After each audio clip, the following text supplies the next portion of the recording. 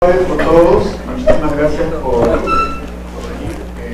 Quiero presentar a Luis Rebasa Soraluce. Él es literato de aquí de la Ciudad de Literatura, aquí en la Universidad Católica, y luego ha hecho su maestría y su doctorado en literatura latinoamericana en la Universidad de Maryland, y hoy trabaja, en ese momento trabaja en el King's College en Londres. Y es, en realidad yo hace algunos años me encontré con este libro que ahora me dicen que está agotado, se titula La construcción de un artista peruano contemporáneo, poética e identidad nacional en la obra de José María Rivas, Emilio Adolfo Westphalen, Javier Soroguren, Salvador Edison, Sebastián Salazar Boni, Fernando de Sito y Blanca Varela. Es un libro realmente fantástico, es como son como 8 biografías artísticas donde se explica cómo estos artistas han ido construyendo no solamente su manera de aproximarse al arte, sino también la forma como se ha ido construyendo su mirada sobre lo nacional.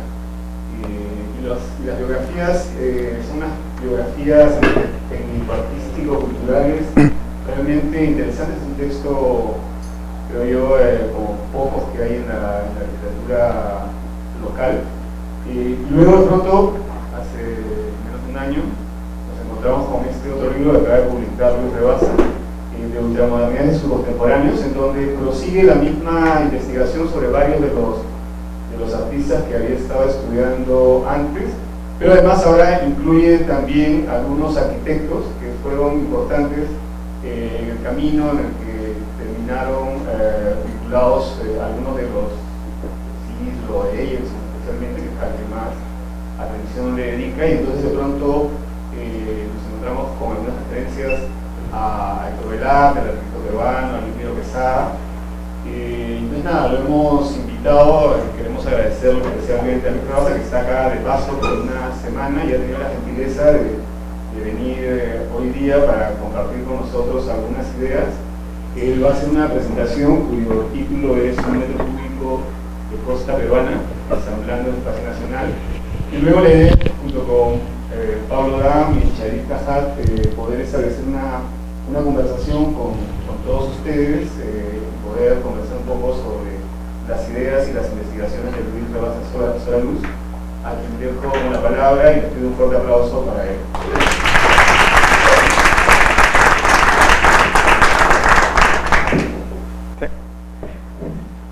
Buenas tardes. Quiero agradecer esta invitación al Departamento de Arquitectura, a Luis Rodríguez Rivero, a Paul Dam y a Sharif Cajat. Y primero quisiera presentar algo por unos 20 minutos, 25 minutos, para iniciar una conversación.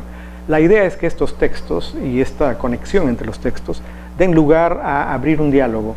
Creo que estos textos abren muchas líneas que se pueden seguir. Muchas más de estas ideas están presentes, y disculpen la propaganda, en mi último libro, pero gracias a la invitación y al interés que han prestado, los otros participantes van a poder continuar con la conversación, y yo estoy dispuesto a seguir la conversación hasta donde se pueda. Entonces, el primer texto que voy a comentar rápidamente es uno que se titula La costa y la pintura peruana, publicado por Raúl María Pereira en El Arquitecto Peruano. Esto se publica en marzo de 1940 y se llama La costa y la pintura peruana. Ahora, este es un ensayo sobre arte peruano, pero aparece en una revista de arquitectura, El Arquitecto Peruano. No lo digo como algo muy extraño, sino que es importante ver por qué están interesados en este tipo de ensayo en ese momento. Ahora, es una reflexión sobre la pintura, pero está asociada a la identidad nacional. Se cuestiona la representación pictórica dominante, que es lo que él llama el neoperuano, que no es exactamente el indigenismo, más bien el neoperuano está más presente en arquitectura que en pintura, y esto lo vincula al indigenismo, si hablamos en pintura específicamente, inclusive en literatura. Este cuestionamiento implica al mismo tiempo una división geográfica entre Andes y costa. Para la discusión, Pereira va a subrayar la importancia del paisaje y va a establecer una división, no sé si llamarla semiológica o semántica, pero de significados, entre los Andes y la costa.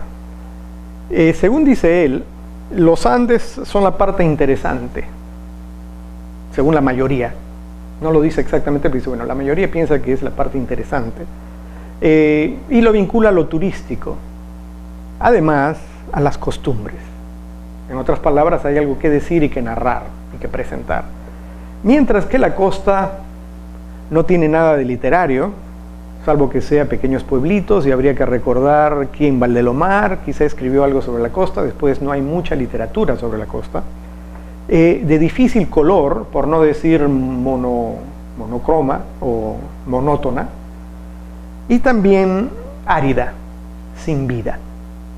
Entonces la oposición viene a ser: la sierra tiene vida, tiene algo interesante, tiene algo que decir. En la costa no hay nada, y es muy difícil de hablar, de darle forma, de discutir. Entonces, dice además, bueno, lo andino de los Andes, y acá hago la diferencia entre lo andino de la costa, que también hay, y andino de la selva. Lo andino de los Andes no es el único paisaje peruano. Entonces, si nos vamos un poquito más allá, y estamos hablando de la idea de identidad, tenemos que dividir entre más de una identidad andina, más de una identidad peruana, más de una identidad geográfica. Ya aquí se resquebraja algo que todos, me parece, hemos recibido en el Perú. Y dice, bueno, en este momento la pintura peruana tiene varios retos. Y este es un ensayo corto, hay otro mucho más largo que él publica también, El arquitecto peruano. Uno de los retos para con la costa es que la costa tiene un difícil cromatismo, o sea, hay un problema de color. También tiene un difícil plasticismo, o una cosa plástica, dice, que estamos hablando de forma, entonces color y forma. Y lo más importante es que dice, bueno, en este momento no hay una técnica adecuada para representar, para dar forma, para tomar, para abordar, para mostrar, para presentar la costa peruana. Y con esto se está lanzando un poco hacia el futuro. La costa, sin embargo, dice él, ofrece algo... Uy, apreté, bueno, no importa. La costa, dice, ofrece un paisaje puro. Y eso también hay que analizarlo, porque si estamos hablando de un paisaje puro, estamos hablando de su propia descripción de la costa, es decir, un paisaje sin narrativa, casi sin color. Y el reto se hace un reto particularmente pictórico, a resolverse, y cito, haciendo pintura. Entonces, aquí hay una discusión que se une con la discusión sobre el arte contemporáneo en ese momento, que es que la pintura es un problema de líneas, de formas, de colores, y se debe resolver dentro de las líneas, las formas y los colores. Se está hablando de lo que ahora conocemos como arte abstracto. Y él está planteando que este paisaje es un paisaje que tiene un problema de colores, de formas y de técnica. Es decir, resolviendo problemas cromáticos, plásticos, técnicos en el espacio de la tela. Entonces, el espacio de afuera, el espacio del paisaje, el espacio de la tela, pero es un paisaje sin paisaje, acaba siendo un paisaje puro, es una idea de paisaje. Entonces, entramos al concepto. ¿Qué hay detrás de esto? Yo diría, hay una separación o oposición entre Andes y costa. Por otro lado, en los Andes se reconoce la presencia de la anécdota, mientras que en la costa hay una ausencia de la anécdota.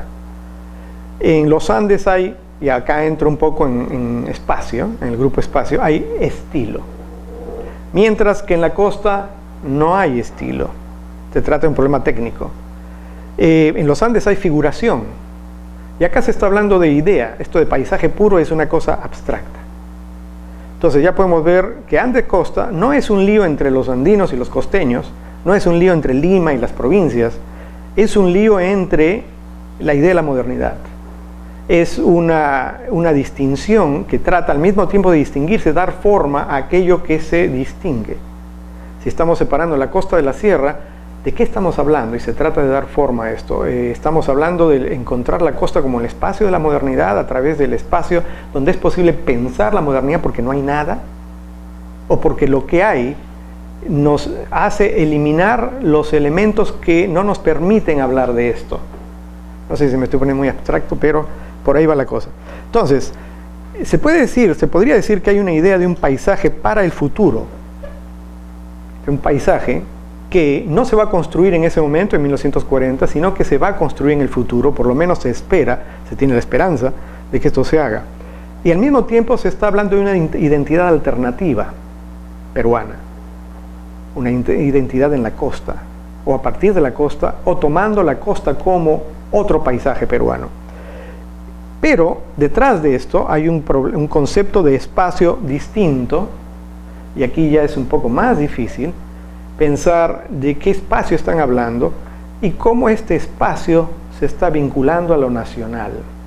Entonces, el espacio de la costa se está proponiendo como espacio de lo nacional. Sin embargo, el espacio de la costa no es Lima. Es un espacio de color, de forma pura. Es un espacio abstracto. En otras palabras, también se podría hablar de una idea futura peruana del espacio. Y esto es mucho más ambicioso. Es decir, pensar el espacio en el Perú, desde el Perú como distinto al resto del planeta.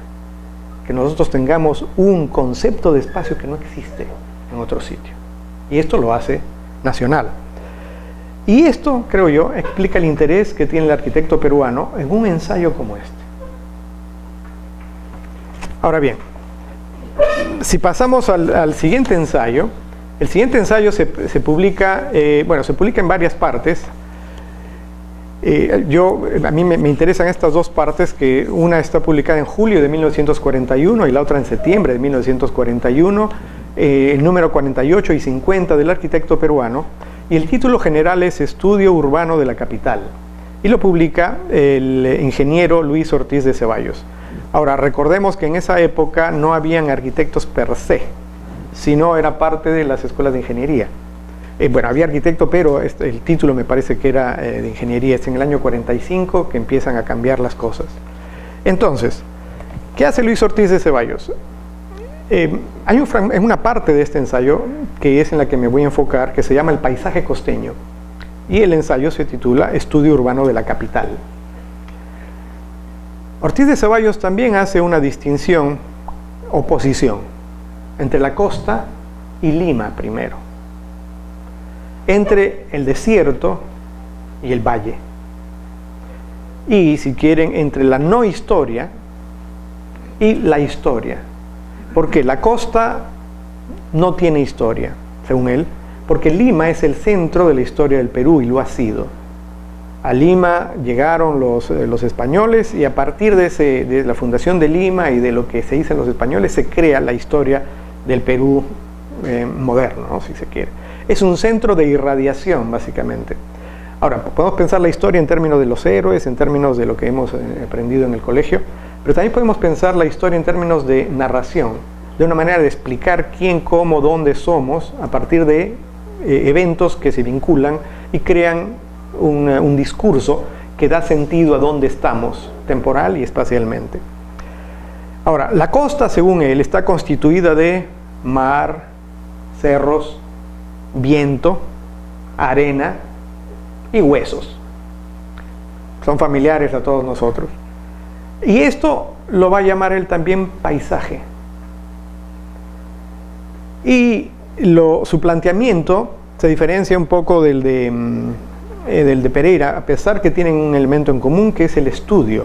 Pero el tipo de estudio que está planteando Pereira es distinto al tipo de estudio que está planteando Ortiz de Ceballos. Hay dos temas particulares para este tipo de estudio de la costa y con respecto al paisaje. Uno, la belleza del paisaje, y la influencia psicológica. Yo me preguntaba cuando leí este ensayo si cuando habla de belleza, está todavía dentro de la arquitectura, de la ingeniería, o se está pasando a las artes visuales. Y esto de la influencia psicológica me pareció muy interesante porque tampoco no sabía dónde colocarlo. si es una cuestión de impacto estético, impacto afectivo, o es una cosa de ambiente. Sin embargo, Ortiz de Ceballos va más adelante, dice, ok, en el caso de la belleza, es una belleza engañosa. No es una belleza de forma, no hay forma en la costa, pero sí de color. Y esto se prueba con la tradición indígena, que según él, y apela a una distinción que se hace a principios de siglo, muy positivista, entre la ornamentación, que dice que la tradición indígena subraya, en desmedro de la estructura. Si la tradición indígena está en el color, está en la ornamentación, pero no está en la estructura. Lo que crea una belleza engañosa porque es una belleza en apariencia. Y luego va a ser interesante qué va a pasar con esta apariencia. La influencia psicológica. Lo que él llama influencia psicológica es mucho más difícil de captar, pero yo lo encuentro interesantísimo. Dice, es un problema vivir allí. Y todo extranjero que me ha visitado cuando vivía acá en Lima me preguntaba, ¿a quién se le ocurrió fundar una ciudad aquí? ¿No? Costa, desierto, con este clima. Y lo que él dice es un paisaje de soledad.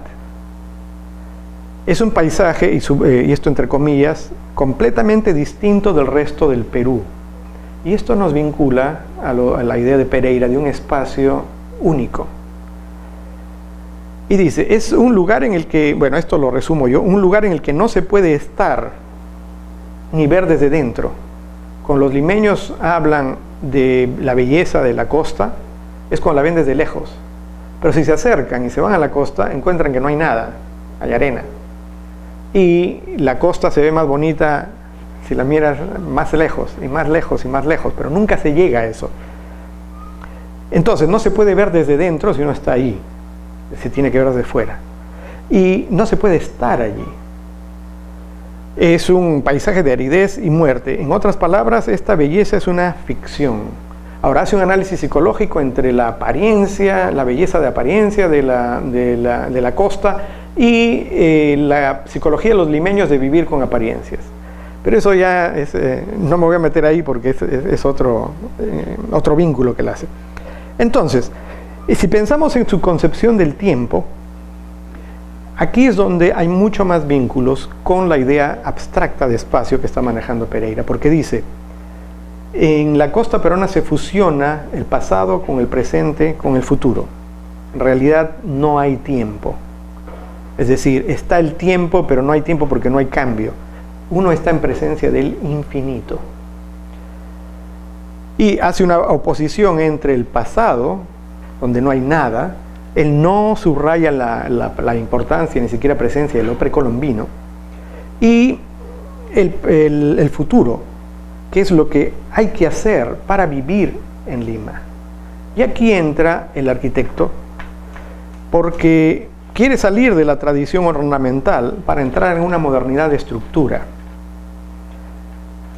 Inclusive llega a decir, uno de los problemas de Lima para construir son las huacas, pero gracias a que están hechas de barro, se pueden eliminar. Bueno, esa posición ha sobrevivido hasta los 70 y tantos, porque yo la he escuchado. Entonces, esto de Lima, la costa y lo peruano, creo que su idea de identidad está en esta tendencia a la apariencia, una fascinación por tal tendencia, por la belleza evasiva y por estar en el centro, en el caso de Lima, que es un poco el centro del mundo. Él plantea un problema arquitectónico. Antes de pasar al tercer texto, quiero leerles un fragmento de cada texto. Del primero, se me pasó a leer el de Pereira. Dice, es curioso anotar que quienes han dado alguna vez en el aspecto pictórico de la costa han sido pintores alejados del tema literario. Ricardo Grau, quien nos ha dado algunos cuadros sobre lugares de Pachacamac, y Federico Reynoso, que ha tratado en varias oportunidades motivos del paisaje de Lima. Esta actitud, en pintores desligados de tal o cual corriente pictórico nacionalista, nos mueve a creer más aún que lo esencial es hacer pintura simplemente, entendiéndose lo difícil que para muchos representa esta frase, hacer pintura simplemente. puesto que la técnica, que es solo una, es el medio para la realización de esta pintura. O sea que si hacemos pintura, simplemente vamos a dar con la pintura de la costa peruana. En el caso de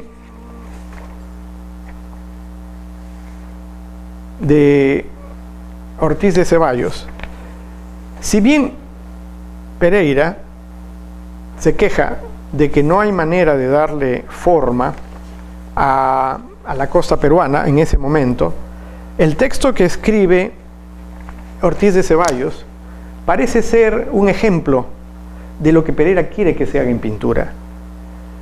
Porque fíjense, él después de hablar de lo que hay que construir, de cómo se hace, de cómo está hecha la ciudad, dónde está la costa geográficamente, cuando habla del paisaje costeño, hace literatura, además hace poesía. Y se lo digo, yo he estudiado poesía. Este paisaje extraño y cruel, formado por el contraste violento entre dos opuestos, es la expresión de los estados por los que pasa el hombre. El desierto inmenso y silente, desolado y yérmico, es la negación de la vida. El arenal donde se calcinan al sol ardiente los huesos de las aves muertas y que el viento cubre luego, haciendo una irisación sobre la arena, es la imagen callada y espantable de la muerte. Todo es paisaje de soledad y silencio. El tiempo se ha detenido en los arenales costeños. El pasado, el presente y el futuro se confunden en un solo tiempo. Es la expresión de lo inmutable, del infinito. Solo nos evadimos de él mirando el mar, a la superficie lisa de sus aguas verdes que apenas el viento ondula y que solo hace saltar en la barra espumosa y sonora donde se quiebran las olas que han de morir en la arena brillante. Solo el canto del océano, monótono, igual, constante, sin variación, el graznido de algún ave marina turban el silencio de estas costas muertas. Ya hubiera querido yo escribirlo. Entonces, paso al tercer texto. El tercer texto es de unas décadas después. Se publica en 1977 en un catálogo de una exhibición que hace Jorge Eduardo Eyilson aquí en Lima, en la Galería Camino Brent. Le contaba a Luis Rodríguez que yo en esa época ya había ingresado a la universidad, estaba aquí en ingeniería, en ciencias, no llegué a ingeniería, y me pasaba paseando por la avenida Larco, no el de la canción, pero me iba a todas las galerías. Entonces me interesaban las artes, el tiempo me lo pasaba, estando en ingeniería, me lo pasaba en la cafetería de artes, mirando a las chicas de la época, que todavía eran medio hippies, pelo largo, jeans, sin zapatos, caminaban sin zapatos, creo que todas se resfriaban, pero... Y me iba a ver estas galerías y visitaba mucho la biblioteca, que era la Biblioteca de Letras. Y en una de estas me meto a la Camino Brent y me encuentro con esta exhibición. Y tengo el catálogo. Pero no sabía yo lo que iba a ser de mi vida, ni cuál iba a ser el futuro de este catálogo en mi trabajo también. Entonces, ¿qué cosa hace Eyilson con este catálogo? Él habla de una serie de piezas que empiezan, según él, en el año 59. Y esto nos acerca al título que escogí, que todavía hasta el 60. Creo que el título se lo da después. Ahora, Eyilson dice cosas que no son necesariamente así y no se pueden saber, pero uno puede contextualizar lo que dice y lo que hace, y lo que hacía en los 50 coincide con cosas que se hacen en ese momento en Europa. Y el título aparece un poco después, pero coincide con algunas cosas que él escribe. En su trabajo voy a empezar mostrando algunas imágenes. Esto es del 59 y se llamaba, tenía un número, era una cosa abstracta. Para él hay una oposición también entre el paisaje figurativo y el paisaje abstracto. Él llega a hablar de esta representación como un paisaje interior, también como un paisaje cultural y como un paisaje total. Y estos tres términos nos vinculan a los dos textos anteriores. Paisaje interior, como esta influencia psicológica en la gente que vive en la costa. Cultural, en términos de lo que hubo antes, de las tradiciones y de lo nacional. Y total, estamos hablando de esta pureza de paisaje que es abstracta. Entonces hay una asociación con la geografía, el territorio y la identidad. Llega a mencionar inclusive el arcaico paisaje de la costa del Perú, lo que implica que es un paisaje también con un tiempo tan largo que casi no es tiempo porque sigue estando igual, o sea, no ha pasado nada. Su foco está en la costa y en la historia, la tradición precolombina, y pasa a otra cosa que es el material, la materia de la costa y la materia de las imágenes que él va a construir. Su foco en los materiales también nos remite a los otros textos porque habla del color, de la arena y de los restos, y llega a definir inclusive el paisaje como género como una entidad visual y táctil. Entonces estamos hablando de textura y de profundidad en un cuadro, una superficie que se supone que es bidimensional. Y él también habla de un periodo en el cual no podía dar con una técnica para representar el paisaje de la costa, hasta que en un momento la encuentra, y es este tipo de paisajes matéricos, hechos de yeso, cemento, arena. Ahora, el lenguaje matérico no es particular de Eyelson, pero se hace en ese momento. Acá tienen de Antoni Tapies, una pieza que también está hecha con yeso y cemento. Igual esta otra. Ahora, tenemos que recordar que esto es de posguerra europea. Y se está hablando de superficies, en muchos casos arquitectónicas, semidestruidas. La pintura es materia de una pintura.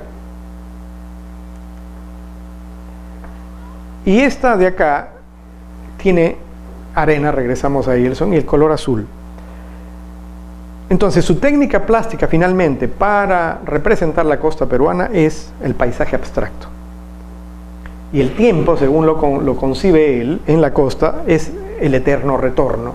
Que eso es otro término para hablar del mismo tipo de imagen del tiempo que se está manejando en los textos anteriores. Y la sucesión. Pero la sucesión no es un progreso. Mientras que Ortiz de Ceballos está hablando de un progreso y de construir, Eyelson está hablando de algo que se repite, que no cambia por eso, que son ciclos. Y finalmente, lo que él propone como el paisaje infinito de la costa del Perú es, dice, una reconstrucción de fragmentos. Él se va a apoyar en su idea de recuerdo de la costa peruana, y sus cuadros son un intento por reconstruir fragmento por fragmento la costa peruana. Ahora, no se trata de reconstruir la costa peruana como se supone es, o como la vemos, sino es este paisaje que está adentro y afuera, que es una combinación entre el paisaje interior, el paisaje total de la idea, el paisaje de la experiencia y el paisaje técnico. Y aquí es donde yo he hecho un poco de trampa con el título, porque lo he titulado un metro cúbico, y los cuadros de Eyelson no son exactamente un metro por un metro, son un metro y un poquito por un metro y otro poquito. Pero su idea, creo yo, sí es geométrica. Y esto nos va a vincular con otro texto que no le he presentado, que son textos y medios, que les voy a presentar acá. Entonces, de lo que se trata un poco es la construcción del fragmento abstracto de espacio costero nacional identitario. A ver, les voy a repetir porque he puesto todos los keywords, no todas las palabras clave en una sola. Cuando publiqué mi primer libro, esto es una anécdota, me dijeron del Fondo Editorial que era el título más largo en la historia del Fondo Editorial. Y creo que lo sigue siendo. Entonces, le digo, es la construcción del fragmento abstracto de espacio costero nacional identitario, o sea, no solamente nacional, sino está dirigido a crear una identidad. Les muestro un buen número de estos cuadros de Eyelson. Este también está hecho con arena. Eyelson va además a hablar de los restos como despojos humanos, no solamente como las aves muertas de las que habla Ortiz de Ceballos. Como pueden ver, la mayoría está hecho de dos superficies con un encuentro, y en las más nítidas para nuestro objetivo, está el color azul y un color arenoso de superficie. Este es el 77, esta se exhibió en la Galería Camino Brent. Y este de aquí me parece tiene huesos, y si no parecen huesos, hay otro que sí tiene huesos, pero le agrega tejidos, y ahí es donde entra la tradición precolombina, que se vincula a la tradición playera, si quieren. Todo lo que dejamos en la playa, ahí está. Se cubre, se destapa y sigue un ciclo que se va a unir con años de lo que los seres humanos han dejado en las playas de la costa peruana. Esta tiene un pájaro, no sé si lo pueden ver acá. El color original es un poco más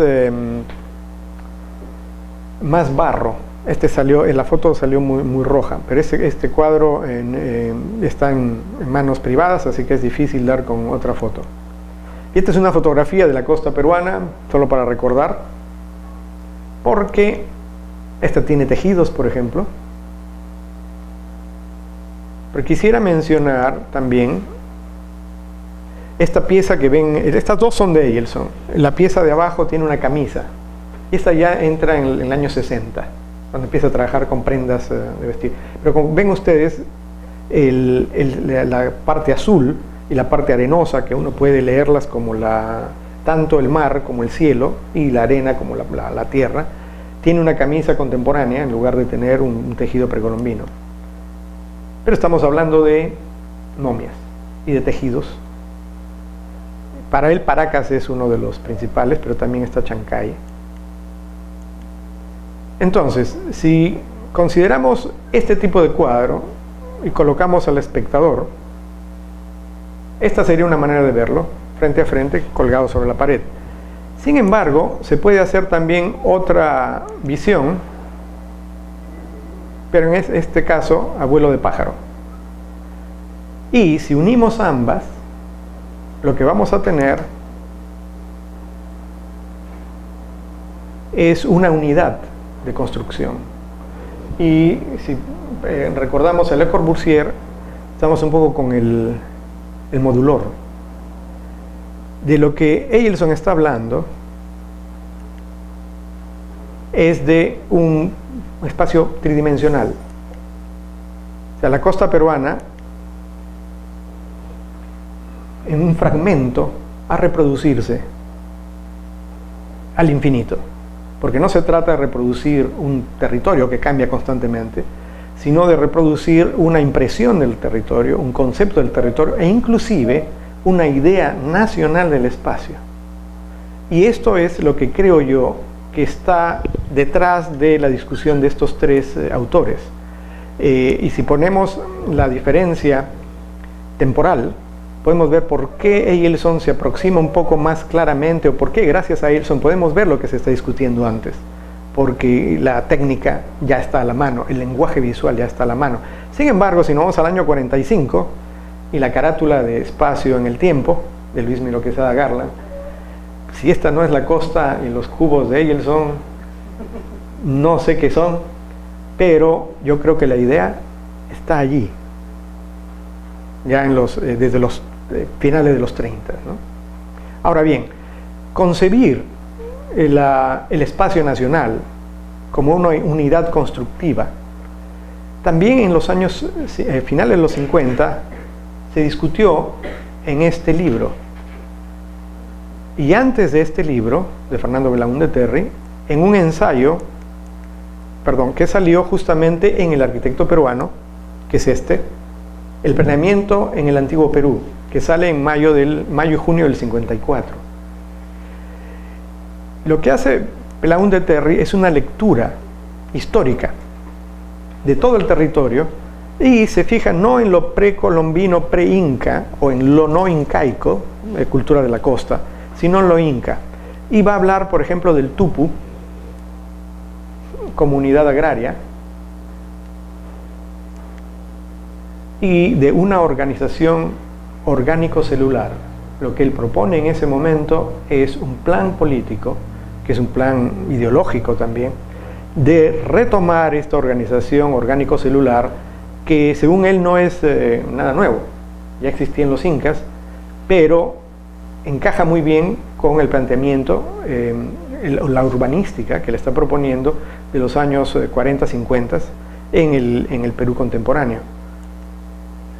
Y como dice aquí, quisiéramos aplicar, rejuveneciéndola, su magnífica estructuración orgánico-celular y con la ayuda de la técnica moderna, superarla cada día en aquellos aspectos en que su trazo fue evidente. En suma, quisiéramos disfrutar de su luz y despejar con la de nuestro tiempo sus tinieblas. Nuevamente tenemos la técnica, habla de la minca como un trabajo colaborativo, de grupo. Y si vemos los elementos en común, creo que podemos acercarnos un poco más a cómo se pensaba el Perú en ese momento, qué es lo que hemos heredado luego, y cómo se pensaba el quehacer, el cambio histórico y la idea de modernidad en los años, de los años 30 a los años 60. Ahora, en los años 60 aquí han pasado muchas cosas, pero creo que seguimos discutiendo lo mismo, con nuevas ideas. Bueno, quisiera detenerme aquí, más bien iniciar una conversación. Espero que estos temas hayan, no sé cómo decirles, detonado, traduciendo el inglés, trigger, algunas reacciones.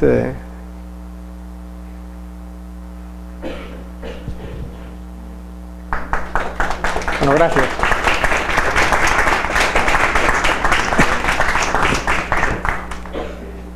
Pablo y Charín, los invitamos a reaccionar.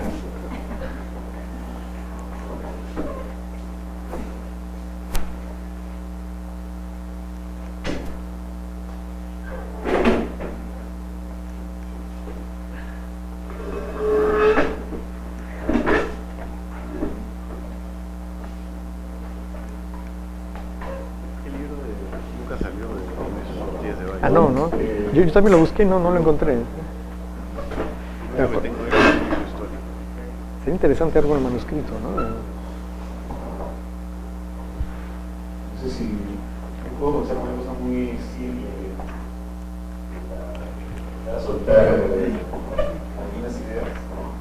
Y no sé si no, como más o menos también está en el libro de la modernidad, la construcción del espacio nacional pasa un poco en el arte de la prioridad que tiene la sierra, y luego hay como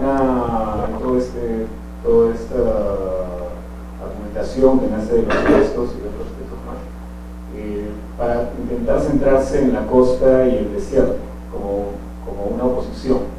Es la oposición también entre lo figurativo y lo abstracto, y también entre el visionismo y lo moderno. Pero y luego al final has puesto la única que no estaba en los textos, que incluye, digamos, el espacio de la Amazonía. Pero siempre terminan siendo siempre terminamos dominados por esta estructura de costa, sierra y selva que viene del colegio, de titularidad y que al final es como una segmentación del espacio del nacional que nunca termina teniendo la lógica integral que está determinada un poco por los Andes, ¿no? Realmente los tres tienen como cosa común y originaria los Andes, que si no se entienden como una, si no se entienden como una cosa es. Entonces no es esta representación del espacio nacional, que también es abordado en este caso desde el arte, un punto de partida que termina abonando en mantener como esta fragmentación al mirarlo nacional. Sí. Estoy de acuerdo contigo. Creo que hay una tradición muy firme que además ha sido elaborada por distribuciones políticas que, digamos, continúan la división y le dan más fortaleza, y sobre eso se ha construido. O sea, la división sigue construyéndose. Es parte de lo geográfico, pero también es una cosa política, ¿no? Ahora bien, en los años 20 a los años 40 hay una discusión que va a distinguir lo que llamaban el indio, entre comillas, y el hombre andino. No hablan de la mujer andina. Entre, vamos a ponerlo, el habitante étnicamente nativo y la cultura. El segundo término solucionó una serie de cosas, porque hablar de un habitante andino implica entender la cultura andina no como geografía, sino una tradición que toma de los habitantes de los Andes, desde las estribaciones hasta la selva alta. Y esto va a permitir hablar de lo andino como no solamente inca. Creo yo que la división costa, sierra y selva entiende la sierra como inca. Hay una lectura ahí de lo inca, ¿no? Entonces, lo precolombino aparece. Creo que en los 80 recién se empieza a prestar más atención en el discurso nacional a la cultura andina de la selva, y en estos últimos años a las culturas de la selva baja, que tienen que ver con los bosques tropicales. Entonces, creo yo, estoy de acuerdo contigo que la división costa, sierra y selva es una división difícil, que no es necesariamente apropiada para lo que tenemos físicamente en realidad, y que responde a una serie de discursos histórico-políticos y sociales. Y creo que esta discusión sobre la cultura andina permite diluir un poco la diferencia, pero como nos podemos dar cuenta, todavía se sigue pensando en la oposición costa-sierra, política y cultural, a pesar que se podría hablar de lo andino y deshacer esto. Entonces, ¿dónde está la resistencia? No lo sé. ¿Hasta qué punto alguien como estos tres autores contribuyen a mantenerla? Tampoco no sabría decirlo. Yo creo que la reducen, pero no la desaparecen. Creo que para poder resolverla tenemos que replantear la idea de identidad. O sea, no replanteárnosla, sino que replantear algunos discursos, y más bien empezar a hablar de la identidad en términos difíciles, y con esos términos difíciles hacer algo, siendo conscientes de que eso puede cambiar de cada 10 años o 5 años, o sea, que es algo que se mueve, no es algo permanente. No sé si eso contesta.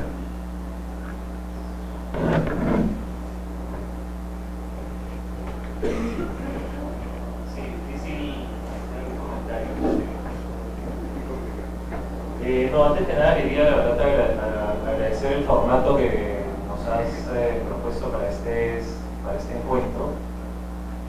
No tenemos el hábito de las lecturas para el formato real del seminario. Creo que ha sido para mí, no conocí el texto de Ortega Ceballos, a pesar de ser en el República Peruana, me parece un texto que me ha perturbado en el mejor sentido de la palabra eso, ¿no?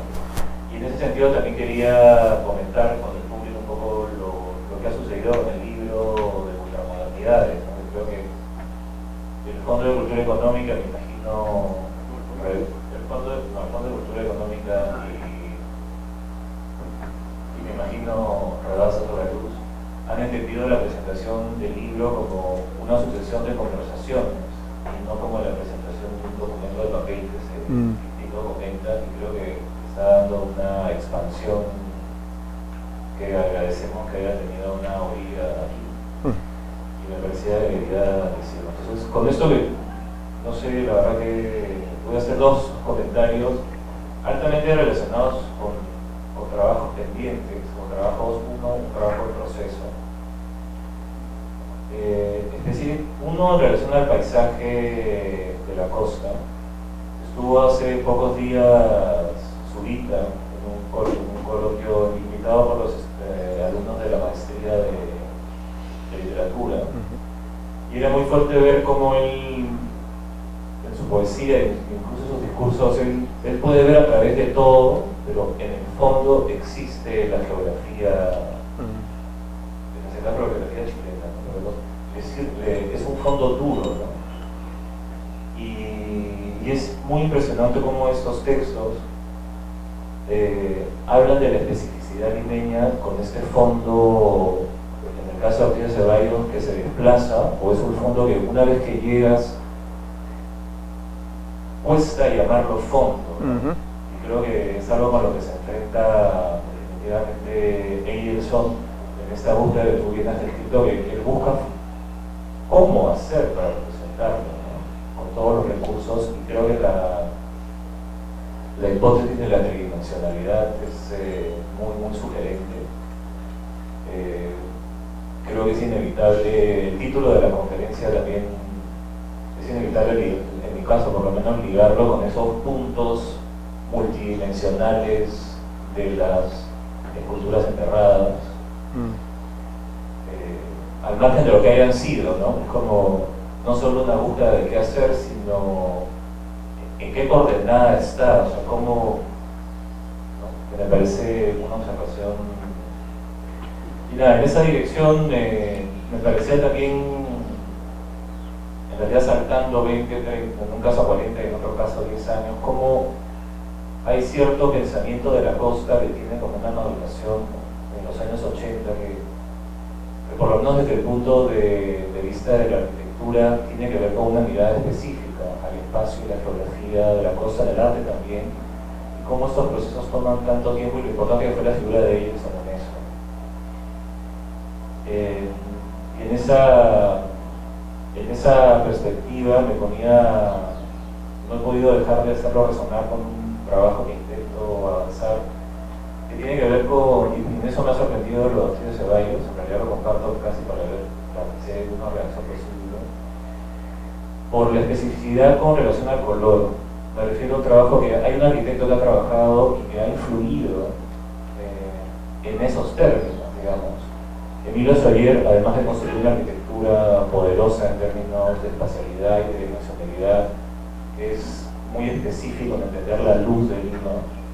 Él también crea, inventa o propone una paleta de colores, y una parte de esa influencia se puede trazar sobre de qué manera se pintó Lima hacia finales de los 80 y hacia principios de los 90. O sea, hay una gama de grises, hay una gama de marrones, de ocres, que creo que tienen mucho que ver con una influencia muy personal, que claro, se hacía más sutil en las obras propias, donde esos colores pasaban a los lilas, a los morados, que estuvieron menos secos, pero hubo un momento en que Lima tuvo una resonancia con su arquitectura, y hay otros arquitectos que trabajaban en el tema de la cosa, porque en el caso de su influencia pasó por una relación con el color, ¿no? Y con una cierta especificidad que, por ejemplo, se puede encontrar, creo yo, en la técnica y en la paleta hace ciertos años de Julián Navarrete. Hay una especificidad. Y en ese sentido, en realidad la pregunta que le quería hacer, un comentario, era lo sorprendente que son estos ejercicios, yo diría puntuales, de especificidad, ¿no? Hay como, no se puede encontrar una literatura o una tendencia o un movimiento de especificidad, pero hay estos hallazgos de unos párrafos, de unas pequeñas acciones, y de especificidad en términos limeños, ¿no? En este caso, al menos en el caso que has traído, porque yo creo que es la costa, y es la costa de Lima, ¿no? Y su investigación. En ese sentido quería un comentario sobre ¿qué crees que hizo imposible que eso continúe como un ejercicio de especificidad? Y si no tendría algo que ver que luego estos mismos protagonistas necesitan entenderse también que el rol de ese punto es gobernar los demás puntos. Y el rol de ese punto es esa mezcla de la percepción específica y luego el discurso nacional, donde hay una contradicción tremenda entre una especificidad puntual y la pretensión de expandir ideas en una idea nacional de las cosas, ¿no? Yo pienso que en muchos casos ha detenido procesos naturales de pensamiento, observación, producción artística, pensamiento, incluso política.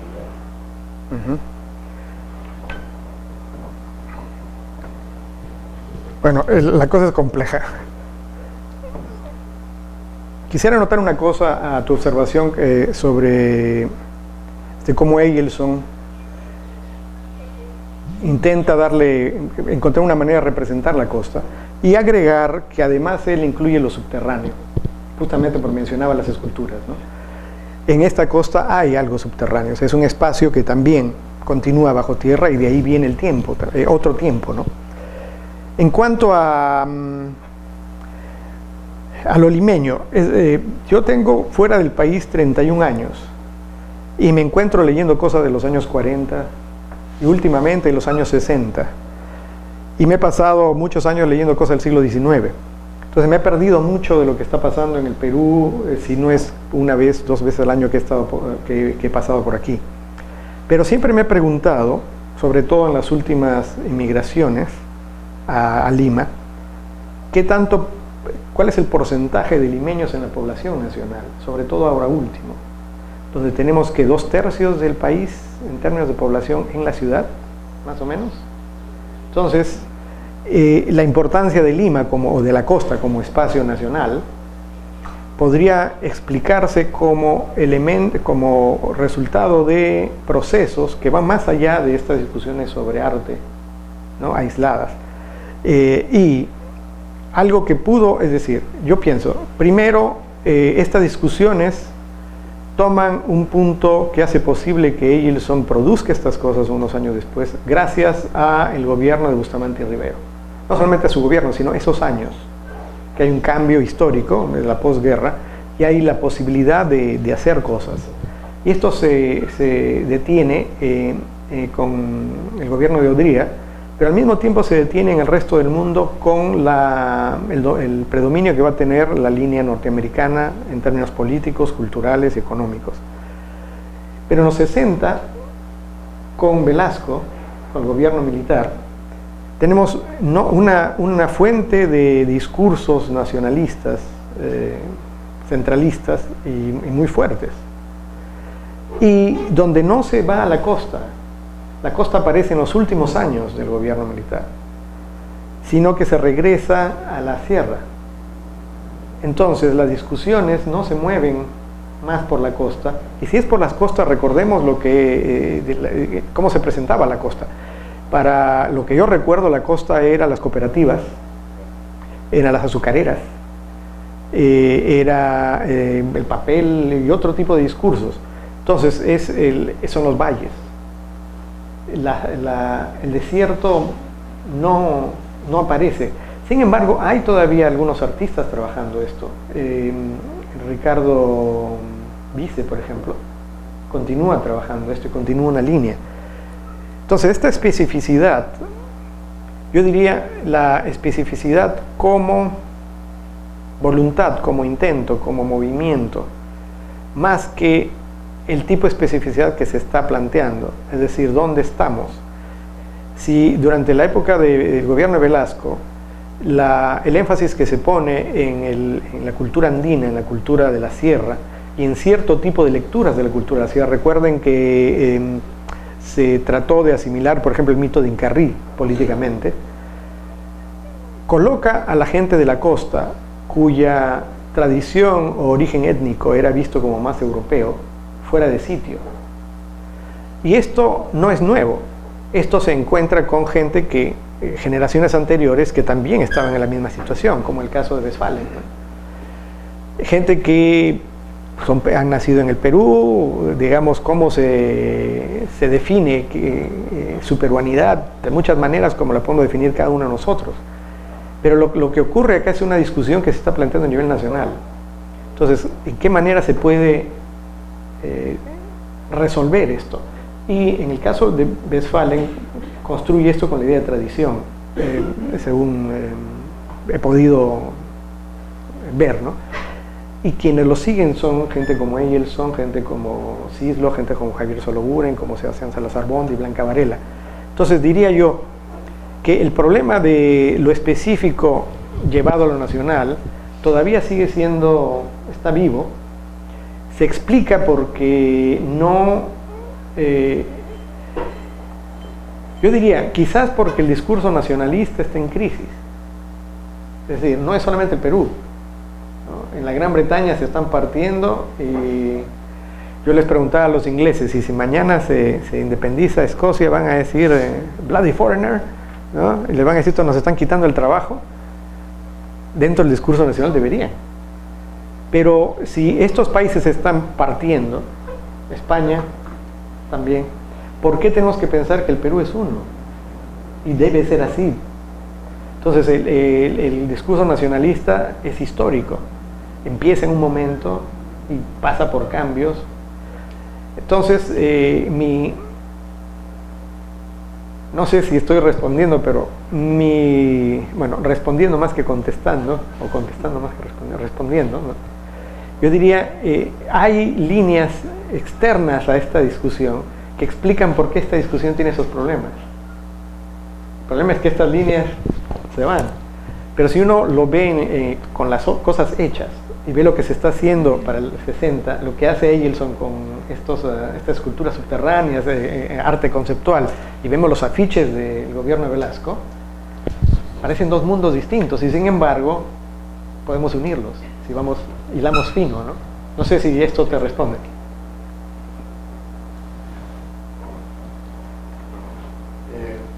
Yo quería retomar de las lecturas, un poco lo que ha dicho en la presentación. Una de las cosas que más me llamó la atención es digamos, el valor que le dan en estos años 40 al paisaje como una alternativa al territorio peruano, ¿no? Que no, como bien dices, y lo hacen evidente todas las lecturas, no estaba presente en el imaginario colectivo del proyecto peruano, o no valía nada, ¿no? Sin embargo, ya en los años 50 va a aparecer con más fuerza esta idea en el grupo Espacio, intervenciones de ellos. Y a mí me había gustado que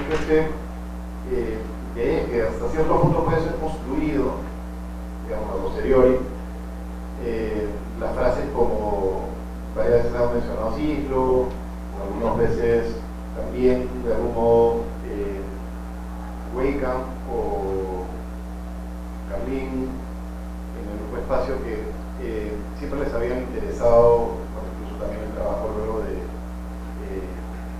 Aburto, que siempre les había interesado la vida o la cultura precolombina, y que la primera parte de esa búsqueda, de ese desarrollo cultural distinto, de cambiar la arquitectura, cambiar la cultura, ¿no? Cambiar todo el status quo, vamos a decir, de Lima en los años 40, en mediados de los 40. Que además coincide con lo que estás diciendo. Entonces hay una consecuencia del grupo Espacio con el proceso de modernización, con la abstracción, con el desierto. Y después, años después, siendo parte del colectivo del grupo Espacio, colaborando con la revista del arquitecto peruano, la segunda cuestión que me llamó la atención es que cuando has mencionado a Belaunde, lo traes a colación, y al toque yo hice la conexión de cómo Belaunde digamos, no le interesa tanto el desierto en sí mismo, sino lo que a él le interesa es entender todo el sistema de unificación del país, y comienza a hacer las portadas con el lanzón de Chavín, con Machu Picchu, y siempre diciendo que no es una cuestión chavinista, sino en el fondo lo que está haciendo es un discurso político de integración, ¿no? Y lanza la idea de la tercera vía, que después, creo que es después donde se oficializa en Inglaterra el nombre de la tercera vía, pero lo dice claramente como la salida a los Estados Unidos del gobierno soviético es la cuestión del cooperativismo antiguo, ¿no? Entonces ahí haces otra secuencia de Belaunde con el proceso de modernización nuevamente, pero desde el cooperativismo, con el territorio y a través del urbanismo. No sé si te parece eso una lógica dentro de lo que has estado construyendo tiene algún sentido o no? Sí. Ahora, nuevamente son varios puntos que yo encontré unas maneras de unirlos. He desarrollado un poco esto, pero no he podido meterme en fondo en cada uno de estos lados, ¿no? Bueno, por un lado, yo creo que a Belaúnde llega al poder al margen de todo lo que hace en la práctica por esta idea del organizador nacional, ¿no? Y esta idea de organizador nacional está vinculada al urbanismo. No necesariamente el urbanismo como práctica per se, sino la idea de lo que era un urbanista y la posibilidad de que exista un especialista, un experto, un técnico, digamos, capaz de ordenar lo que había y de proponer algo que tenía futuro.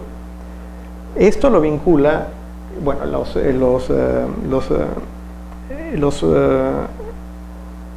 miembros del Grupo Espacio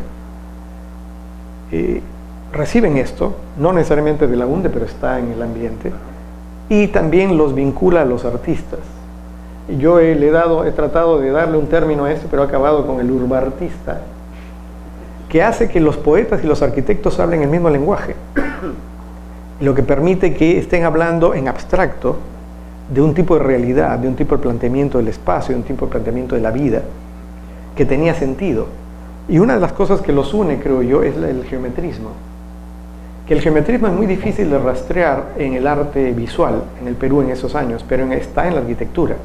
Y está inclusive en la literatura, pero también es difícil de rastrear, se encuentra. Y creo yo que la geometrización es lo que vincula lo precolombino a la idea de progreso del modernismo, ¿no? Porque, digamos, hay que pensar que el modernismo, si hablamos de Le Corbusier, por ejemplo, son proyectos que no se llevan a cabo cuando se proponen, sino en los años 40. Y muchos no en Europa, sino fuera de Europa. Y en el caso de Frank Lloyd Wright, ¿dónde hay todo ese espacio para construir? Entonces, en los Estados Unidos hay mucho espacio y se podían construir ciudades que luego se podían habitar. Son los proyectos de ciudades satélites aquí. Pero ¿dónde en el Perú podemos encontrar espacio donde construir que tenga pocos problemas? La costa. Entonces la costa, y encima que en la costa está el centro de donde se puede construir para exportar internamente, para irradiar. Entonces la idea es crear un estilo de vida que es el progreso ya en sí e irradiarlo al resto del país. Y la idea, esto se tiene que justificar localmente porque además se está discutiendo de por qué hacer esto cuando se trata de copiar y se trata de ser nacionalista. De alguna manera esto resuelve el problema para aquellos que no quieren abrirse a los Estados Unidos, que todavía están formados por Europa, pero que ven las ventajas de los Estados Unidos. Entonces, la idea es, ok, tenemos un europeo con Le Corbusier, tenemos un americano con Lloyd Wright, y tenemos también la posibilidad de crear un futuro donde podemos decir, bueno, esto parece norteamericano, sí, pero es andino. Lo está diciendo Velasco, ¿no? Perdón, Belaúnde, este lapsus histórico. Y hay un texto que cito en mi libro que aparece en un número un número del Comercio, donde la agrupación Espacio coloca un tejido precolombino. Y esto es una sección que se llama Aprendamos a ver. Empiezan a explicar que, exacto, aquí hay que ver acá la geometría, que hay que ver las unidades de construcción y la variación y todo esto, que a mí me sorprendió, pero después leo a Cislo en esos años hablando de lo mismo. Y digo, pero ¿de dónde viene esto? Se une con hay lazos, estos lacitos, entre líneas, ¿no? Notas a pie de página de las cosas que dicen, empiezas a darte cuenta que es una tendencia y que no lo dan como cosa tan importante porque es, claro, no lo valoran. Es como decir nosotros, todo el mundo tiene cable, entonces ¿para qué vamos a hablar del cable? Sin embargo, ¿qué tanto nos está homogenizando el cable? ¿No? Si nos podemos discutir eso, pero ¿quién hablaba de cable? Pero todo el mundo tenía cable en su casa. ¿Cómo es que se enteraron todos, no? El cable. Entonces, por ahí, no sé si estoy respondiendo a tu pregunta. Entonces, hay conexiones. Ahora, ¿qué ocurre con esto? El cambio en los 60 es muy grande. Se podría explicar por la Revolución Cubana, por la Revolución Peruana, pero también se podría explicar por los eventos que están ocurriendo con la expansión del capitalismo. O sea, hay otras maneras de acercarse, ¿no? Entonces, lo que estamos haciendo es acercándonos, o por lo menos yo lo he estado haciendo a partir de la obra hecha y de lo dicho por la gente en esos momentos, ¿no? Y por lo que y tengo el lujo de verlo retrospectivamente. Pero hay muchos otros aspectos que producen estos elementos que se nos escapan. Y en el caso de la arquitectura, como bien dice, ¿quién dijo esto? Se me olvidó eso, creo que Harterré, que un poeta puede escribir un poema y romperlo, un músico toca la música y se va, pero un arquitecto tiene que vivir con la construcción ahí hasta que la tienen abajo, ¿no? Entonces un poco, en el caso de arquitectura, se trabaja con esta cosa concreta y con las leyes y con la política, no necesariamente en términos de ideología, sino en términos de aplicación, con la modernización, no en términos de ideas simbólicas, sino en términos de reglamentos, de construcción y de vida concreta de la gente. Y esto era posible hablarle a la gente, mira, tú vas a tener un tipo de vida distinta. Ahora, ¿de dónde viene ese modelo, no? Bueno, no sé si respondo. Vamos a hacer una vuelta más. Pregunta. Una vuelta rapidita. Sí, con una sola respuesta. Y luego pasamos al público inmediatamente. Lo que hacen, presionamos, tenemos algo más que decir. Lo que me interesaba un montón, los dos libros tratan en realidad de la constitución, de una suerte de imaginario nacional desde algunos puntos, ¿no? Que tiene que ver con la identidad, con el territorio. El primero es como más la construcción del artista como individuo, ¿no? Y cómo va construyendo esta postura a partir nacional para obviamente la producción plástica. Y el otro tiene que ver más con la construcción de lo nacional, es más, pasa desde lo individual, digamos, a lo nacional. Ahora, también en el momento que vas explicando o tocando los personajes, hay como una construcción que viene desde lo local. Yo acá y miro y voy construyendo mi idea nacional y mi idea de lo clásico. Pero hay la otra forma que es la del exilio, ¿no? Que lo mencionas mucho. Es decir, cómo se construye lo nacional desde el exilio. Ya no es la mirada, porque incluso empieza el texto de Emerson, dice, durante mi juventud siempre me intrigó la visión del espacio aéreo, pero luego en las biografías muchos, como siglos, se dan cuenta de lo nacional, de la importancia nacional cuando estuvieron fuera, y ahí recuerdan la pequeña Macho Fierro, entonces estas construcciones diferentes. También me interesaba la construcción finalmente que está tan cercano a nosotros, que la veo más como la construcción casi en términos técnicos, o sea, no es como cómo construyo desde el ser, ¿no? Te va mostrando cómo en cada cuadro va cambiando la aproximación, cómo se encuentra una técnica pictórica, cómo se usa el color, es como la construcción en términos técnicos que producen luego un pensamiento, y que es un pensamiento que redefine el territorio, que redefine la noción de lo peruano, etcétera, etcétera. Entonces, y me pareció interesante cómo tú empiezas con la literatura, pero luego te vas más a lo visual, a la pintura, a la arquitectura, toda la literatura, pero es como que no hubieses encontrado las ideas que construyen lo nacional, la idea de identidad, pero más una producción visual desde la cual se puede inferir esas ideas, como que la ausencia de ideas, o no la ausencia, pero digamos, podría decirse que hay más imágenes visuales que remiten a ideas potentes que ideas propiamente. ¿Qué discursos quieres decir? Discursos propiamente. Y una última cosa que me parecía también interesante es, tú creo que empiezas el libro, no estoy tan seguro, pero empiezas el libro mencionando a Mariátegui cuando dice que no se puede pensar en lo moderno, en la modernización del Perú, si no se parte del indio, ¿no? Claro, y luego se va desplazando el tema hacia el territorio, como en este caso, hacia otras cosas, y digamos que a partir de los años 40, lo humano deja de ser la materia prima que se observa y empiezan a haber otras, empieza a ver la historia, el territorio, otras cosas que se observan y no lo humano como era un poco como el punto de partida de Mariátegui, ¿no? Es como Claro, ahí es como la pregunta de qué miras cuando construyes lo nacional desde lo intelectual, puede ser de la pintura, la escultura, por la arquitectura también, cómo se construye y si esta suerte de desbalance aparente implica tu mirada hacia lo visual, tu giro hacia lo visual, es algo que va a ser como la característica del pensamiento peruano, por decirlo de alguna forma, o es algo que se puede también revertir. Pero porque decimos nosotros rápido para que no se la respuesta para pasar al público rápido. Sí, yo quería hacer tres comentarios y preguntas. No hay que responder todos. Ajá. A ver si me acuerdo. Sí, uno tiene que ver con... No está ligado al otro.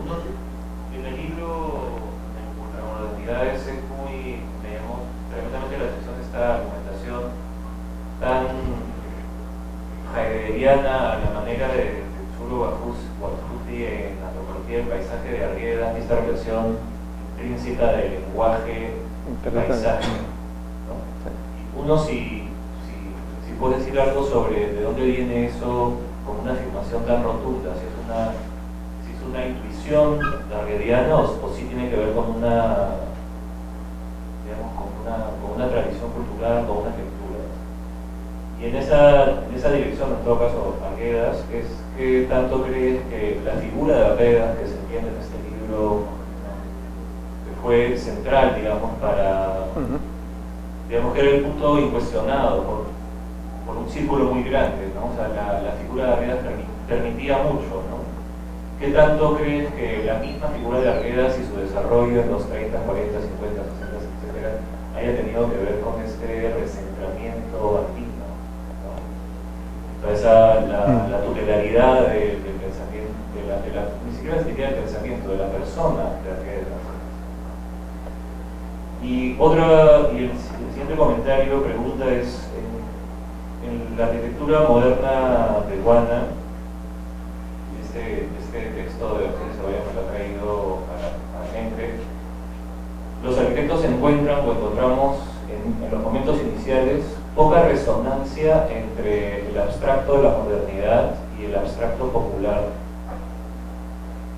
o en todo caso no como en otros países donde la arquitectura popular sirvió como ruta para una modernidad articulada.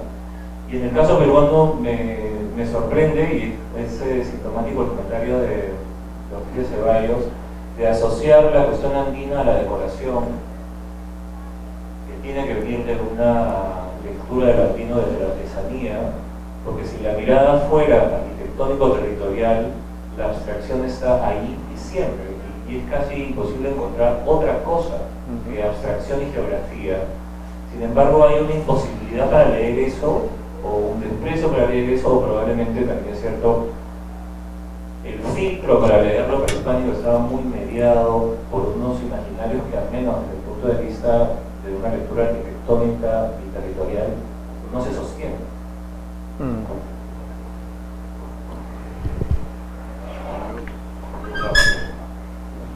Tú pasas. Son muchos temas. Voy a tratar de hacer un breve comentario en todos estos para iniciar la conversación. En el término de paisaje e idioma, yo creo que, por lo menos en mi experiencia, hay que ver a Arguedas como una persona que cambia, como todos nosotros, y que va elaborando sus ideas. Como me decía quien dirigió mi tesis de doctorado, José Emilio Pacheco, poeta mexicano que lamentablemente falleció hace unos años, decía, pero uno siempre piensa por ejemplo, no lo sé, pues en Vallejo, como ese señor de tantos años, y no un Vallejo de 15 o de 20 años escribiendo sus primeros libros, ¿no? Entonces yo diría, hay que pensar en Arguedas así como ser humano, y que Arguedas va cambiando lo que piensa. Yo me he detenido en un momento, en los años 50, y después aparece otro Arguedas, ¿no? Ahora, Arguedas es traductor, es productor medio que permite a mucha gente tener acceso al mundo precolombino, al mundo preincaico, al mundo quechua, por ejemplo.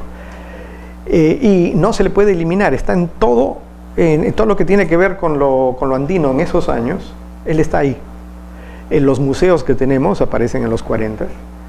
lo que eran colecciones privadas empiezan a ser exhibidas en público y empiezan a crearse colecciones públicas. Sin embargo, al mismo tiempo tenemos el caso de la artesanía. Y esto nos lleva, la artesanía sobre todo no es costeña necesariamente, es andina, es serrana. Y esta artesanía es la que va a dar la línea a los indigenistas. Entonces, ¿qué tipo de arte prehispánico veía la gente en esos momentos? ¿De qué están hablando los arquitectos cuando leen, ¿no? ¿Por qué se interesa toda esta gente, estos peruanos en Lima, en arte prehispánico que no estaba a la vista de todo el mundo? Y ahí tenemos que ver el extranjero. Por lo menos Arguedas dice, viene, caramba, ya se me fue el nombre, este señor de Yale, ¿quién era? Un historiador, ¿alguien lo recuerda? No es Rowe, es otro, Murra, ¿no? Viene Murra y viene gente del extranjero buscando estas cosas. Y él dice, bueno, el interés parece que viene de fuera, nos hemos fijado en esto porque han venido gente de fuera. Yo no creo que haya sido estrictamente así, pero esto era lo visible, ¿no? Entonces, hay un interés, hay una mirada de fuera que permite ubicar esto en un discurso global. Y el discurso global es importante. No es que sea el único, ni sea pero es necesariamente importante porque no podemos salir de eso, ¿no? Es por eso que se habla que es difícil plantear por qué podemos, es decir, cómo inventar en el Perú cuando ya se está haciendo más rápido y más económico fuera. El problema que hubo con el reemplazo de la producción industrial, que en el caso de Velasco, no era producir aquí para no comprar de fuera. Digamos, esa idea estaba allí. No se puede porque mientras nos ponemos a pensar en el Perú aquí, se está pensando la nacionalidad en términos distintos afuera. Y quienes tienen las armas y el poder económico son los de fuera, así que nos van a traer el discurso aquí. En la misma academia no producimos discursos necesariamente aquí, nos adaptamos a los que vienen de fuera. ¿Podemos hacerlo? Yo creo que sí, sobre todo en términos de discursos. Se necesita papel, lapicero, computadora, impresora y pensar y discutir. Mientras que para construir, hacer ciencia, industria, se necesita financiamiento. Entonces, por un lado, Arguedas es una presencia importante. Recuerden que en los años 70, con el gobierno militar, lo que mencioné de Incarrí, que es el mito de Incarrí, que se trata de neutralizar utilizándolo para organizar eventos culturales, que todas las partes de Incarrí iban a venir a la ciudad, al centro donde estaba la cabeza. Esta no era la visión de Incarrí, la visión de Incarrí era que se estaba levantando toda la población y era una cosa subterránea. Ahora, esto un poco vinculado a lo popular. Harter-Ree habla de la arquitectura popular, pero es la arquitectura popular de la sierra. ¿Por qué? Bueno, ¿qué tanto había en Lima? ¿O qué tanto había en la costa? Es otro tipo de... y no estaba dentro del discurso indigenista, entonces no estaba al alcance. Además, Lima no era tan grande y si se hablaba de esto, se hablaba de... la cultura era una cosa de élites y no se estudiaba literatura peruana, sino literatura española. Y arte, bueno, todos los que hemos estudiado arte aquí en el Perú, cuando se habla de historia del arte, ¿dónde está el Perú, no? Entonces, la idea de construcción. Lo que yo encontré aquí es un proyecto que está en el aire, está por escrito y se hace realidad en un grupo de personas. No es la única construcción nacional, pero a mí me llamó la atención la suya. Por ejemplo, la construcción nacional popular, para no decir elitista o no decir académica, tampoco yo la he analizado mucho ni la he discutido, y es muy compleja y responde a otras cosas. Yo creo que es una construcción en tanto que no es necesariamente una realidad, sino algo que se quiere hacer. Hay los elementos, eso sí creo que eran reales, pero creo que lo que hizo este grupo de personas fue construir un modelo de identidad que les resolviera a ellos problemas. Y lo más importante era deshacer la división andino-español, o indio-español, perdón, para hacer del artista alguien alguien que tuviera acceso a todas las tradiciones culturales presentes en el Perú. Entonces, eso es una realidad para quien está en el Cusco comiéndose un chifa, ¿no? Como para alguien que está en la selva comiéndose un anticucho. Entonces, nosotros como habitantes del Perú, cruzamos estas tradiciones. Entonces, eso llevado a una cuestión cultural, llevado a una discusión artística, permitiendo acceso a tecnologías, y aquí vamos a que este grupo propone a tener acceso a tecnologías precolombinas, saltándose por encima los indigenistas que se iban a las tradiciones artesanales, que eran hispano-nativas, ¿no? Creo que ahí ya me perdí.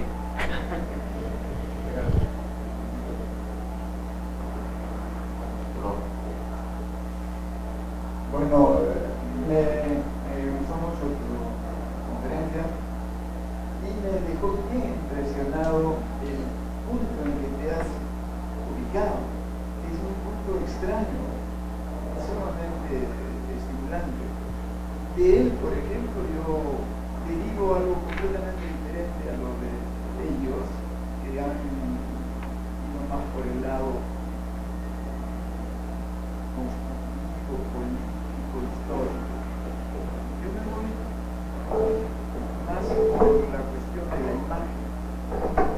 Tú comenzaste diciendo, a partir de los autores que has estudiado, comenzaste diciendo que prácticamente el PIB estaba en una gran desventaja respecto al resto del Perú, porque estaba sustentada en un desierto que llegaba al grado de ser un poco menos que abstracto, vacío, pero sin usar la palabra puro en su sentido positivo, que digamos que no más bien en el otro, etc. Y lo que me pareció interesante es el cambio increíble que ha habido en los últimos 30 años respecto al desierto en su representación estética, pero en un arte específico, la fotografía.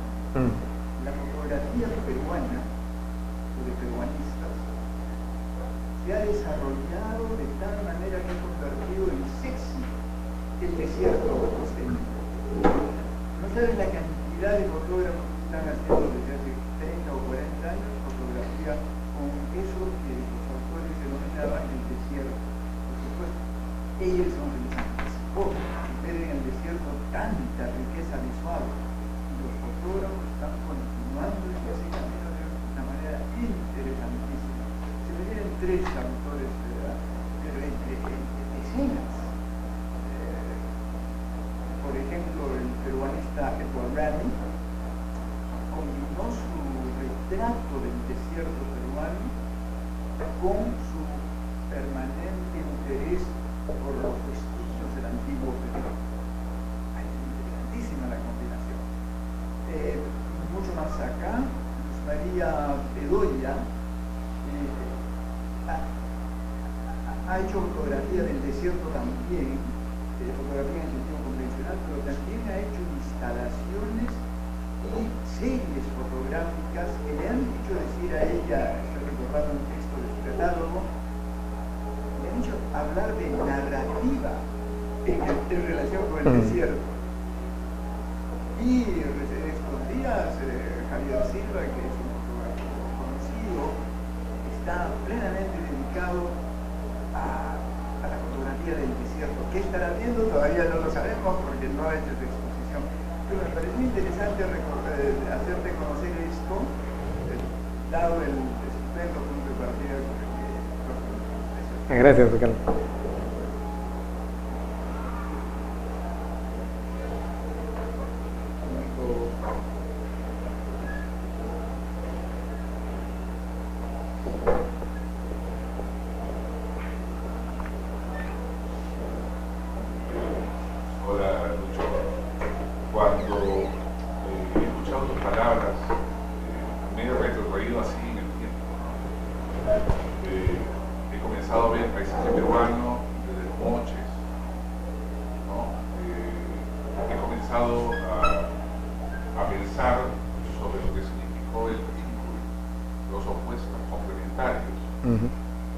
Creo que ahora Jorge Eduardo Eiderson hubiera hecho otro tipo de cosas. Nosotros todavía no encontramos ese ensamblaje que tenemos la sierra con la costa. Seguimos siendo diferentes, ¿no? Pero complementarios. Y ahí está el problema. Es más que todo un problema sociológico, ¿no? Si tú ves la cultura virreinal de los primeros tiempos, tú ves a la realeza inca mezclándose con los españoles, pero sin embargo eran opuestos, ¿no? Si tú ves, por ejemplo, lo que hicieron los mochicas, ¿no? Que sus construcciones, porque no estamos hablando de ciudades, es todo un tema de que si hubo ciudades en la época prehispánica o no, ¿no? Porque más que todo eran recintos religiosos o políticos, ¿no? Me retrotraigo y veo a Emilio Rodríguez Larraín con su famosa máquina de hacer guancha. Ahí podríamos ver una nueva forma de metro cúbico de la costa, ¿no? Pero de una forma diferente a la que pensó Jorge Eduardo Eggers. Para esto la pregunta sería, ¿hemos llegado a ensamblar verdaderamente nuestra costa con la sierra? ¿Vamos en ese camino o estamos más perdidos que nunca? Yo no creo que haya un destino en ese camino. Yo creo que es un camino constante.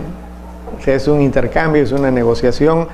¿Qué cosa es lo que se tiene? Yo creo que más que una historia, lo que se tiene es un territorio. Hablando de ver el Perú desde fuera, ya yo tengo 31 años fuera del Perú, salí a los 28 años. Y cuando pasé los 28 fuera, tuve un gran golpe, darme cuenta que había pasado más tiempo fuera que adentro.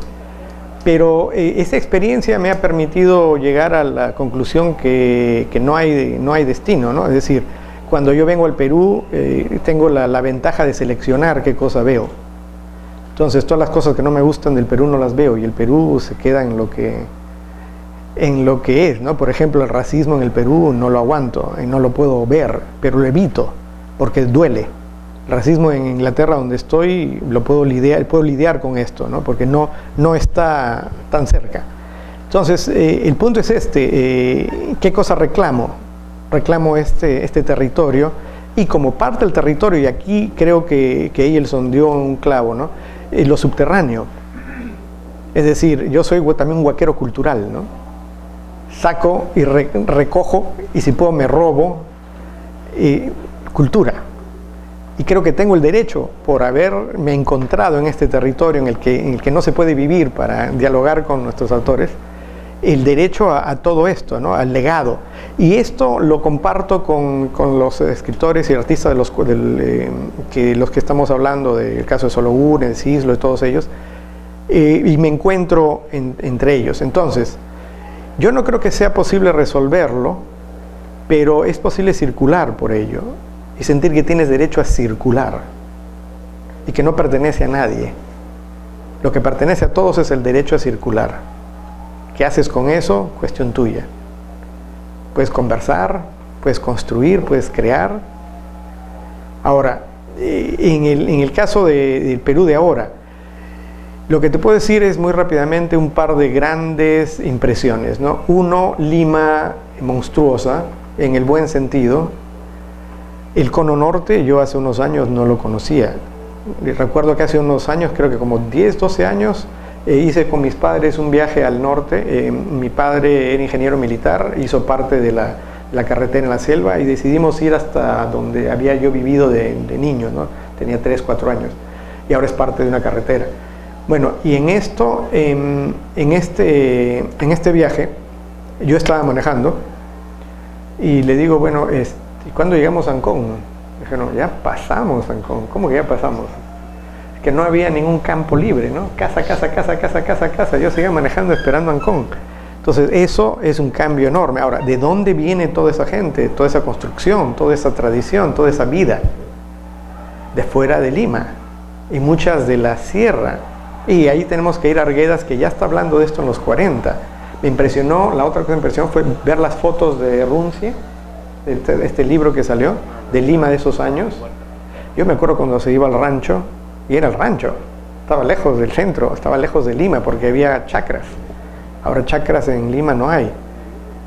Entonces, excepto el golf, no el golf, sino en Monterrico. La idea sería entonces que es un proceso que no para, que cambia constantemente, y quizás su naturaleza sea la tolerancia y el compartir el derecho a circulación. Y eso es lo que nos hace, lo que nos une. ¿Quién no tiene derecho a circulación? Los que tienen un pasaporte distinto, pero se lo pueden ganar. Y esa es la nacionalidad, ¿no? O sea, la nacionalización. Entonces estoy por ahí porque culturalmente, ¿cómo ya se puede unir la tradición hispana con la prehispana? ¿Y cómo se puede reclamar eso como nuestro? Por contigüidad, porque uno está cerca al otro, pero sería por contigüidad y no por... ¿cómo es?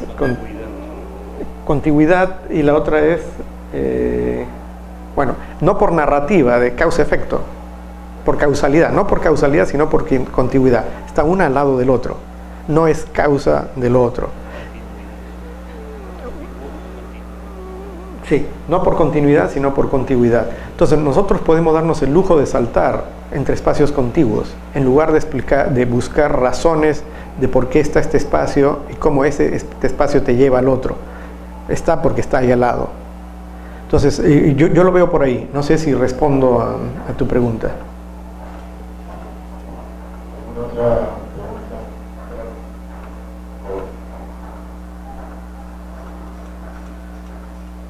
Disculpe el atrevimiento de hacerte una pregunta. Hacer una pregunta a mí me dio. No te De preocupes. todas maneras, conozco la importante valorización de la obra de Emerson en su trabajo, y quería llamar la atención sobre esto y hacer un comentario y a ver qué te parecía, ¿no? Porque la recuperación de lo prehispánico, de la imaginería prehispánica por la modernidad, especialmente por los arquitectos y algunos pintores y artistas plásticos, es a través efectivamente de la geometría. Pero la geometría está vinculada directamente con la modernidad internacional, con la idea de la modernidad, de la abstracción, de la arquitectura moderna, etcétera, ¿no? Y me pareció interesante cómo esta revalorización de lo prehispánico a través de la geometría aísla tanto a quienes lo hacen de la propia continuidad de esa cultura, que ya se mencionaba un poco, andina o prehispánica, que continúa en el mundo republicano y moderno, ¿no? Y sin embargo se aísla de eso, al punto que llega a pasar de una formulación progresista política incluso a actitudes francamente conservadoras. Pienso, por ejemplo, en la polémica oposición que hace Cislo y un grupo de personas al Premio Nacional a López Antay, por ejemplo, donde hay una especie de rechazo de lo que podríamos llamar la continuidad de lo prehispánico andino, entonces que desvaloriza de alguna manera o desvirtúa de alguna manera esa valorización que hacían a través de la geometría, ¿no? Y sin embargo, en contraste con eso tenemos un artista no político, intuitivo, poético, no intelectual propiamente dicho como Emerson, que de pronto tiene una visión muchísimo más duradera o mucho más trascendente con respecto a su impacto en la cultura. Creo que es porque, a diferencia de la geometría o de lo intelectual, él apela a lo sensorial, a lo intuitivo. Yo recuerdo muchísimo la exposición que hizo Emerson, no fue la primera, sobre el desierto en la Galería Camilo Brete en los años 70, y pegaba arena directamente en el lienzo, ¿no? O sea, el tema no pasa por la geometría o la conceptualización, sino pasa por la intuición y la expresión sensorial, ¿no? Y esa expresión sensorial, poética, intuitiva, me parece que parece contradictoria, porque sería un artista que en la época se le hubiera llamado un poco del arte por el arte, ¿no? Ese tipo de clasificación.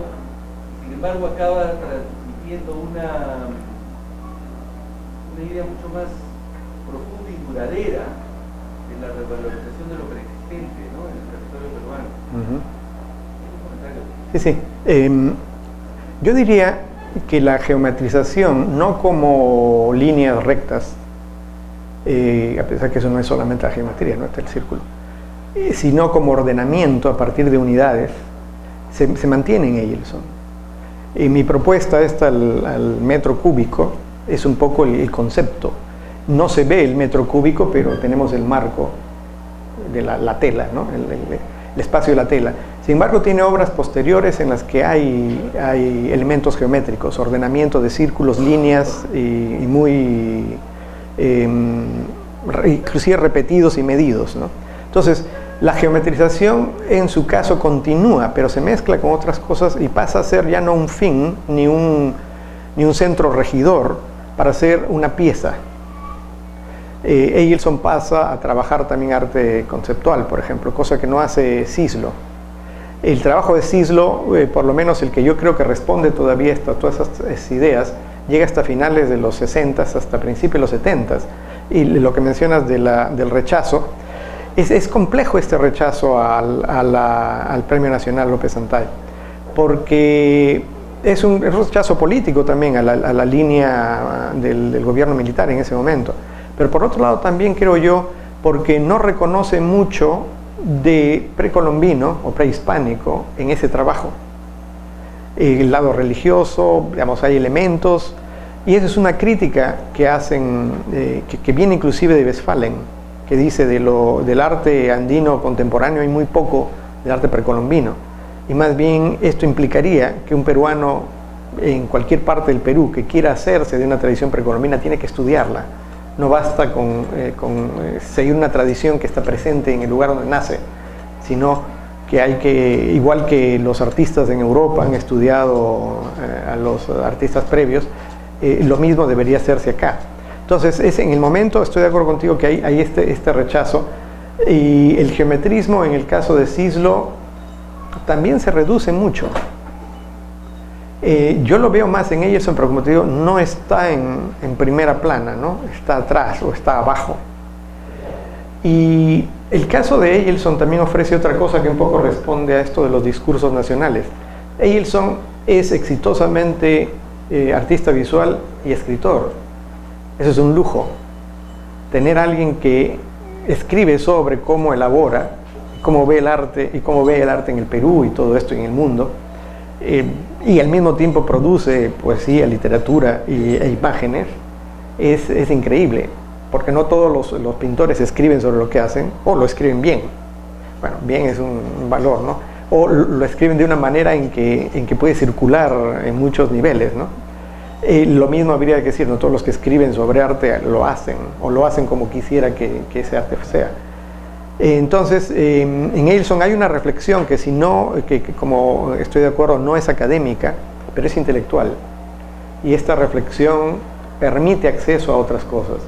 Lo que yo veo en Eielson, esa ha sido mi propuesta, es que él trata de plantear un modelo para arte que es nacional, al mismo tiempo que responde al movimiento del arte internacional y lo lleva a Europa.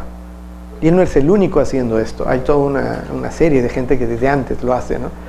Y lo lleva al Mediterráneo, a Cerdeña.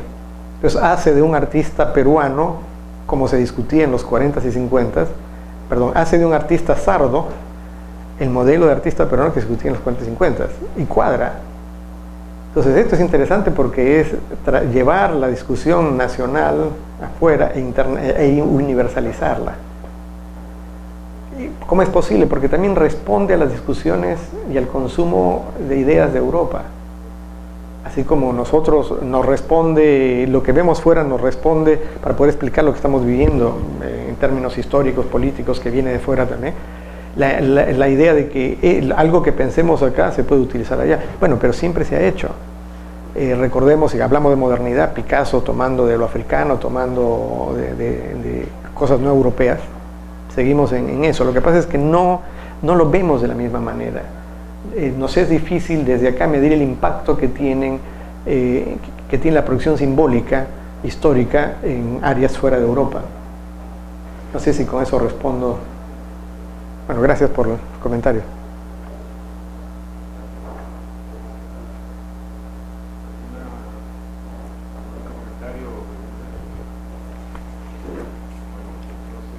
Queremos agradecerles a todos su presencia, agradecer también a Pablo y a Charit los comentarios, y agradecer especialmente a los profesores Aluz por su presencia aquí en la facultad, y esperamos tenerlo pronto nuevamente. Bueno, gracias. Para esta conferencia tan interesante. Un aplauso.